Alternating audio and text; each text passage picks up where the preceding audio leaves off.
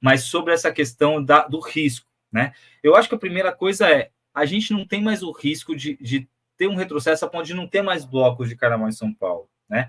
Eu acho que isso que aconteceu, de abrir as comportas, de desrepresar, de afirmar o carnaval de rua, né? De fazer com que as pessoas se sintam, né, carnavalescas, e se sentir carnavalesca não é só organizar o carnaval, né? É você estar no período do carnaval e ir para o seu trabalho no ponto de ônibus, do seu lado tá o Batman, tá a Mulher Maravilha, tá o Shrek, entendeu? É tipo, é você montar no ônibus, você tá comendo num restaurante do lado do, sei lá, qualquer outro fantasiado. Tem um ethos que vai se configurando na cidade, que entra em conflito com um outro ethos que é muito forte em São Paulo também, que é o ethos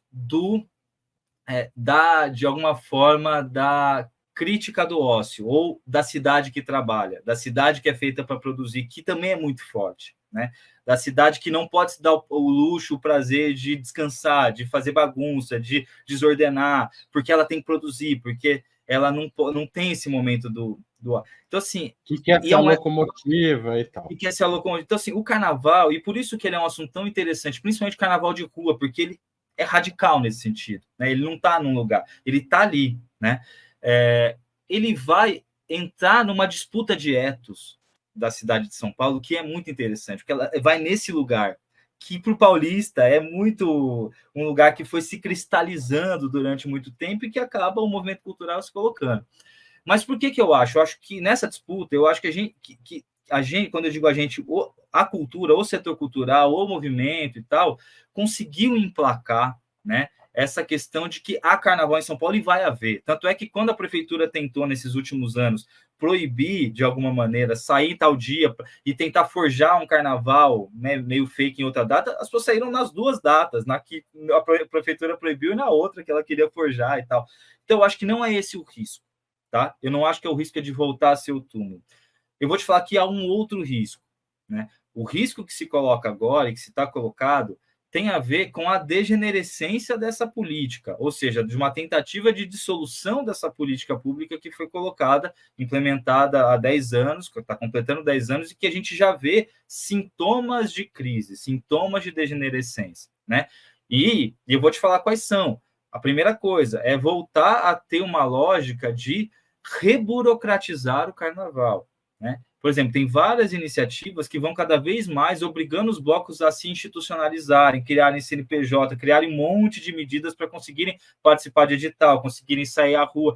Essa recriminalização administrativa está acontecendo, né? Outra coisa, durante a política, um diálogo, talvez o diálogo mais sensível, mas que era um diálogo tenso, mas que dava resultados, e a gente passou alguns anos tendo resultados, foi um recuo da polícia militar com relação a bater nos blocos, tá? Ou seja, é claro que tinha as coisas episódicas, mas deixou de ser, em 2013, 14, 15, 16, uma coisa estruturada para isso, né? Era o contrário, era nas bordas da ordem.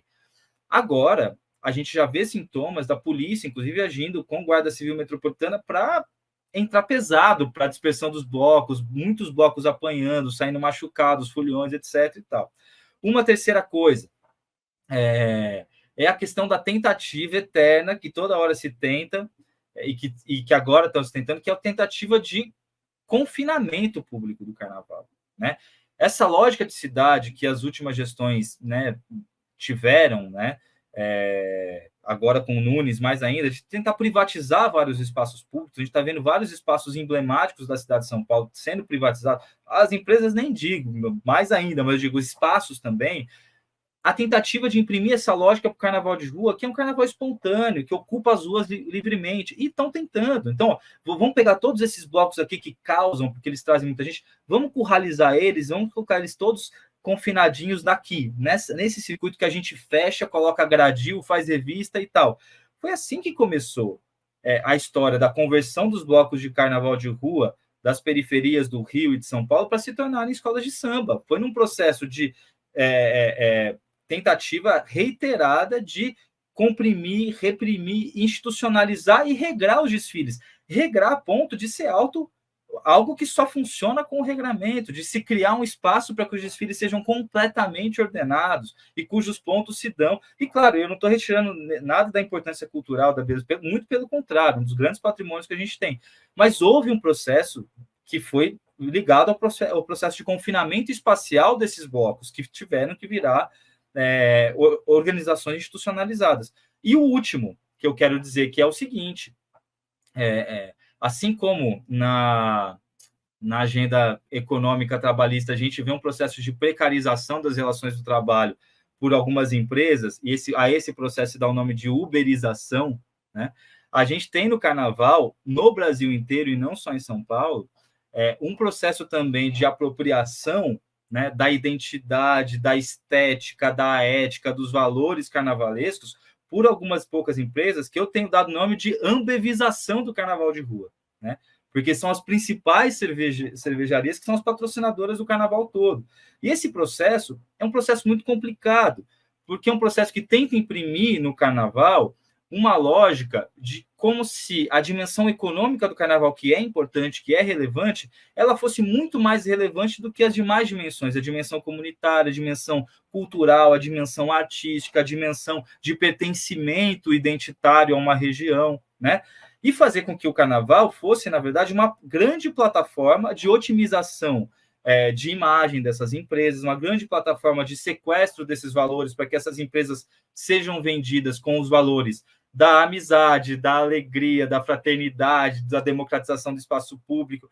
Houve, inclusive, uma migração dos patrocínios, do dinheiro, dos recursos que, pelas empresas dos espaços fechados, dos sambódromos e dos camarotes, para a rua, porque elas enxergaram que esses são os valores que agora são os valores que mais vendem, que mais trazem boas imagens para as empresas. Então, o grande risco que a gente tem hoje, Haroldo, é um risco de que os carnavais de rua das grandes cidades brasileiras, São Paulo, Rio de Janeiro, Belo Horizonte, várias outras, sejam carnavais parametrizados pela lógica do capital, né? Parametrizados pela lógica de maximização dos lucros em detrimento da lógica de maximização da experiência cultural, né? E é isso que a gente tem que tomar cuidado. Você pensar uma política de carnaval de rua significa você pensar ela na sua diversidade. Tem bloco grande, tem bloco pequeno, tem bloco comercial, tem bloco que não é nada comercial, tem bloco que aceita patrocínio, tem bloco que não aceita, tem bloco que só quer fazer farra e beber, tem bloco que quer fazer show, que quer se profissionalizar, tem bloco que é trio, tem bloco que é bloco de fanfarra e orquestra, tem bloco que tem som, tem bloco que não tem. Em São Paulo, especialmente, tem a questão especialmente em São Paulo tinha uma época que todo bloco não tinha som, né? Tinha uma época.